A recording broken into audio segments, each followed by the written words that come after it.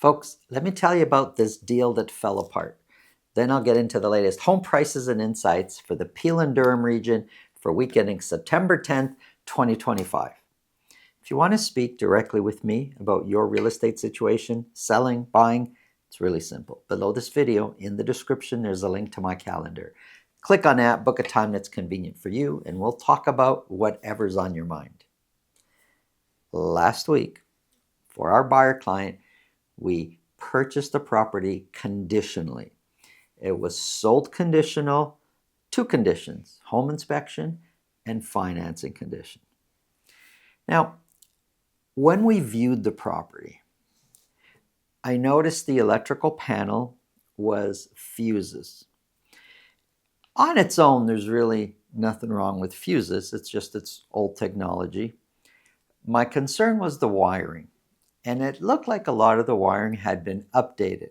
So that was one concern that I had, that we needed to get that looked at. And the basement was a bit on the damp side, and I wanted to know, or for my client to understand more what was going on with the basement of this house. It was an older home. It wasn't, 10, 20, 30 years old. It was a much, much older home. How many years was the home? It was a much older home. I forget how old the home was. So we had a home inspection condition. Apart from dealing with the two things I just mentioned, the basement and the wiring, the home inspector has a whole slew of checklists that he would inspect. And we needed that report to decide for my client to know what he was buying. When he looked at the electrical panel, he confirmed that all the wiring going into the electrical panel, now remember, it was a fuse panel, all the wiring going into it was in fact copper, which is good news.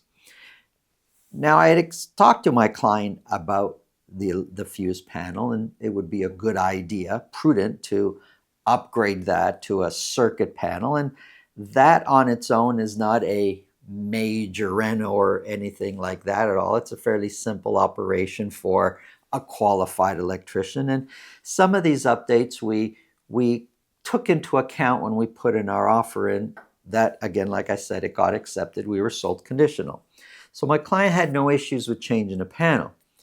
But as the home inspector is looking at the electrical and investigating a little bit, he noticed that not at the panel, but further down the line and following some of the lines and kind of somehow, some way being able to kind of figure this out. And I'm not saying look through walls, but he was able to see that the copper wire was tied in to knob and tube. Now, the basement, a good part of it was unfinished, and we were able to see remnants of knob and tube that was inactive. We can see those ceramic tube things, and there was wires cut between them, like they weren't in operation. So at some point, all the electrical looks like it did get upgraded. But this one copper wire going into the electrical panel, and when you look at the panel, everything looks great. Further down the line, that copper wire tied in to the knob and tube. So it would appear there's actual active knob and tube in the house, which is a problem. And as we're looking and the home inspector's investigating further, he's looking at the actual outlets in the home at the very top of the home on the second floor, furthest away from the electrical panel. He's figured out that socket, the electrical socket, that's the one that the knob and tube is active on. So what had happened here? A lot of the electrical, and I'm just guessing here, a lot of the electrical was replaced. The knob and tube was replaced with more modern copper wiring years back. But the ones that were really tough to get to, like the furthest away on the top floor from the electrical panel, it never got replaced. So there's active knob and tube, but when you look at the panel, it looks like it's all copper going in. That's pretty sneaky. So grateful and thankful that the home inspector spotted that. In further investigation, there was a ton of other issues with the house. The attic had issues. I spoke about earlier about the basement and dampness and the foundation walls.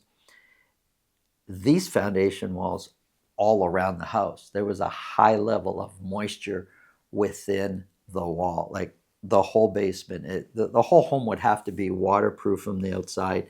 These are expenses that we didn't bargain for.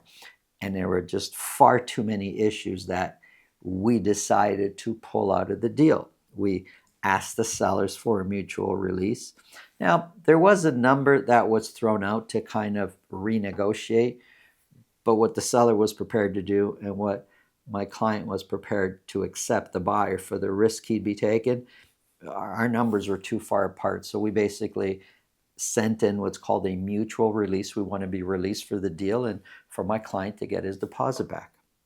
Now, I don't know, I'm telling this story because I don't know if it was a sneaky seller that actually did that wire connection, because the seller still says, oh, I have no idea.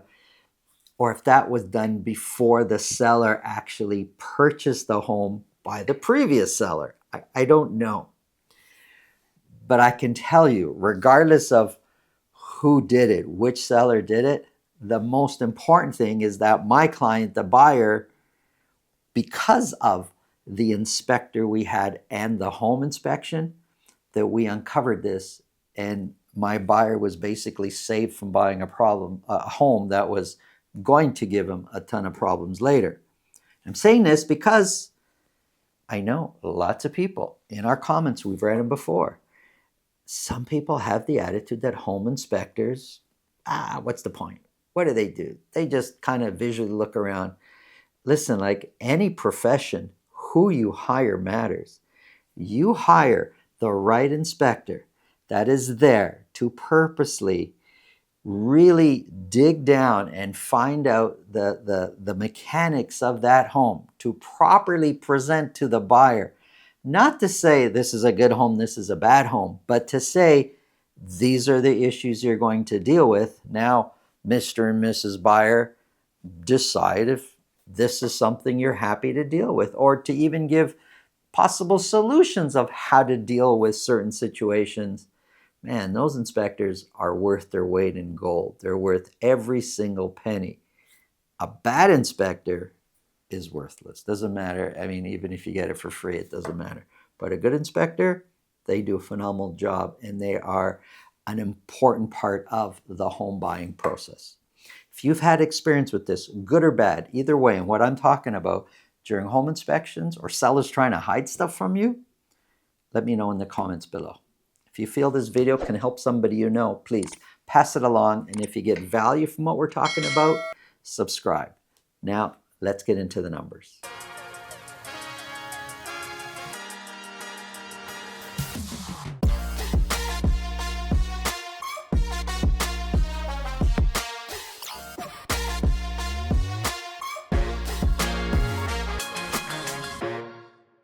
Here we go, folks. Peel and Durham. Specifically, we're focused on detached properties for Mississauga, Brampton, and for the Durham region. My sample of cities I'm using is for Pickering, Ajax, and Whitby. Detached properties only for week ending September 10th.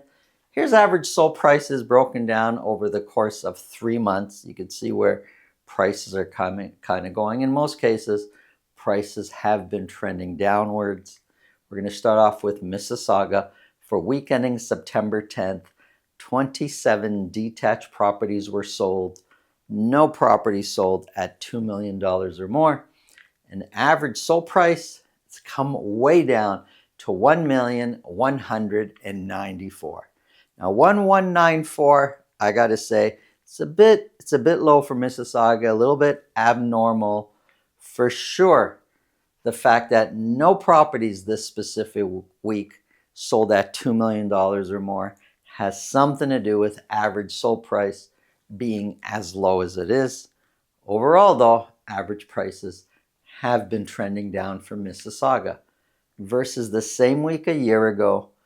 Average sold price of 1.194 is 17% lower. The median price of 1,195,000 is 16% lower.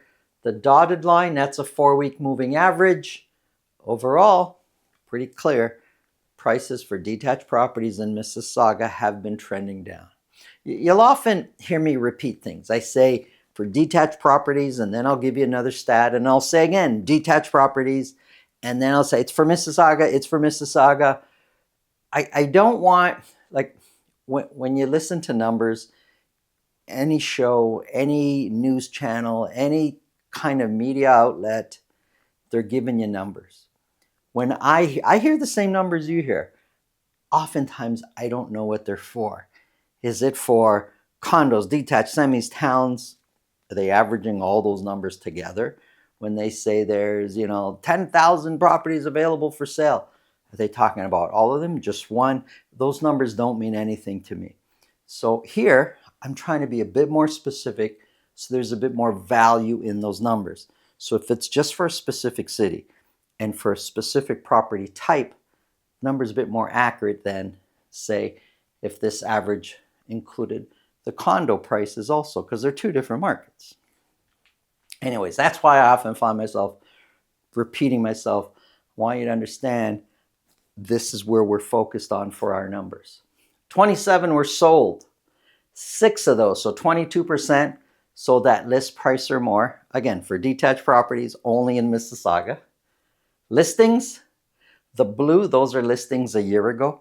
The orange, that's the current weeks that we're in now. As last year, same thing this year, listings are way up from the end of August to the first couple of weeks of September. That's normal though. Active listings were slowly trending down. They've now jumped up, specifically also because the last few weeks of extra listings that we have out there. And months of inventory, because of the kind of lower sales, shot way up there. So lower sales, a lot more listings came on the market. It's going to take us longer to buy out everything that's available. Months of inventory climbed to 8.2 months of inventory. Let's look at Brampton. Sales in Brampton seem to be climbing. In a lot of areas, sales were trending down or trended down in August and jumped up a little bit now. Brampton seems to be climbing up. 57 detached properties were sold. 57. If we look at the whole year, 57 is a really busy week for Brampton. One of those properties sold at $2 million or more. Average sold price up from the previous week. It's now at $1,070,000. But overall, for a long time, prices have been trending down for detached properties in Mississauga. $1,070,000 is currently 9% lower than the same week a year ago. The median price of $1,002,000 is 15% lower. 57 were sold. 14 of those, so 25%, a quarter, sold at list price or more. Listings are up. Active listings up from the previous week, but overall have been trending down. But I would imagine we're going to see active listings climbing up again. And months of inventory sitting at 5.4 months of inventory. This is Durham. Now for Durham, I'm using Pickering, Ajax, and Whitby for detached properties. For week ending September 10th, 42 detached properties were sold. So sales are up over the last few weeks. Average price is sitting at $1,034,000. Now average price, you got these really high peaks and valleys. I would say that if I was to average it out, price really hasn't changed that much in the Durham region over the last 2-3 months, but we'll have a closer look. Compared to the same week a year ago, $1,034,000, which is the average sold price. I don't remember if I told you what the average sold price was on my previous slide. The current average sold price is $1,034,000, which is 5% lower than the same week a year ago. The median price of $1 million is 5% lower. And you look at the dotted line, prices may be down a little bit from where they were 3 months ago. It's really tough to, yeah, they're down. You could see if you look at the gray line here, we're higher here on the gray line there. Average price and median price over the last 3 months down slightly, not by a lot. 42 were sold, 10 of those, so 24% sold at list price or more. Listings are up. Active listings were coming down, but now they're starting to go up. And months of inventory sitting at 3.8 months of inventory. Here's a summary of all the months of inventory. Condos is here for Peel region, just as reference. It's way up there at 7.6. Mississauga detached, 8.2. Brampton, 5.4. Pickering, Ajax, Whitby, 3.8. In most cases, you're going to experience a balanced market or a buyer's market. There are exceptions. Priced well, great location, shows well. That property you may find yourself competing for. But overall, pretty much balanced or even maybe a buyer's market. Thanks for watching. Have an awesome day.